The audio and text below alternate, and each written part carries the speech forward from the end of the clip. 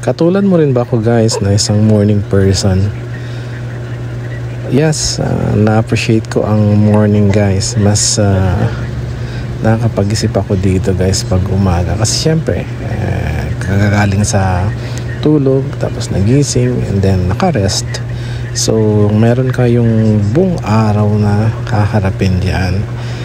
Pero maganda, napakaganda ng umaga guys. Para sa akin, very peaceful, very quiet. Nakakapagmuni-muni din dito guys. Sometimes, mas prefer ko yung sunrise over sunset guys.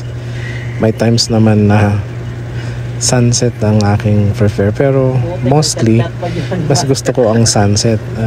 Mas maganda sa akin yung effect sa akin ewan ko sa inyo guys, yung sa inyo kung ano yung preference ninyo, kung kayo ay mas gusto nyo yung sunrise o yung sunset.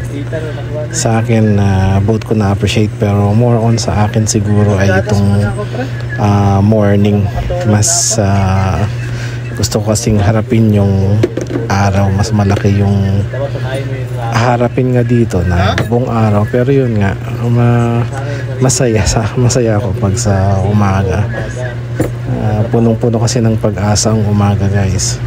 Once na nagising ka sa umaga, di ba? Ang laking pagpapala 'yon.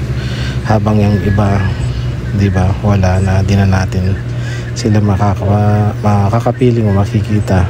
Pero 'yun, sa atin meron tayong isang araw na harapin.